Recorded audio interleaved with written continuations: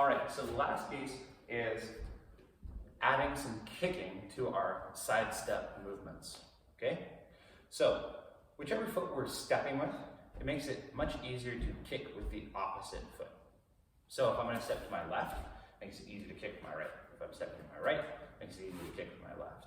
And if you're thinking about where your opponent is, my opponent's here, and I step this way, this foot's the closest.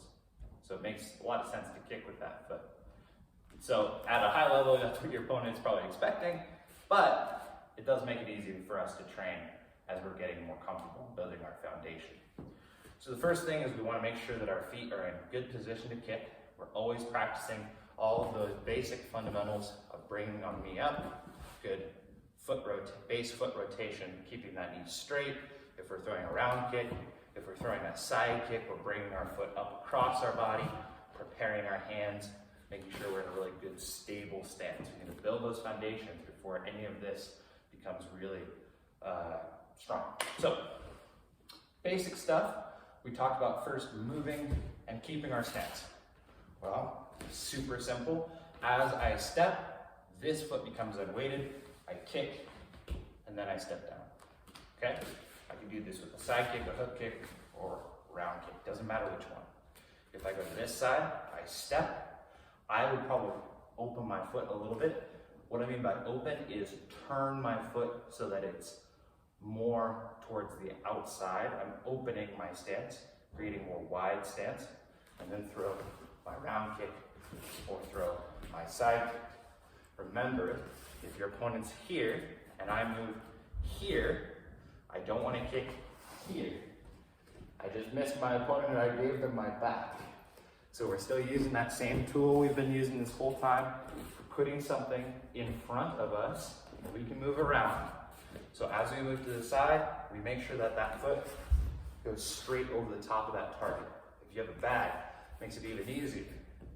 As I'm moving this way, I'm moving around that circumference and doing my kicking. Okay, whether it's a hook kick, side kick, or a round kick. Now, with our L step, similar idea.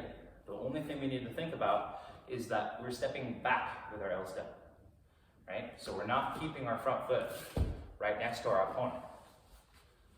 We're bringing it back away from our opponent. So now I have to bring it forwards again if they stay where they are. So we're thinking maybe, if we're doing this, that we've already moved in or that they've moved towards us, all right? So we've either moved in or we're trying to get them to come at us. So now we pull back, maybe dodge and attack and kick, or they're already coming at us. We've got to start moving either direction. We step away and make sure that we're out of the way before we kick, okay? So as you're practicing this, you can do it just straight on, forwards. 1, 2, 3. Maybe your opponent is realigning, or you can practice around that circumference, right? Come in, step, kick, and realign. We're trying to practice every time we do this, good kick dynamics. So if you start finding that your kicks are getting the wrong targeting, step back 1 or 2 progressions, walk back through patiently, figure out where those little inconsistencies lie, and then build back from there so that you're not practicing bad technique in a complex movement.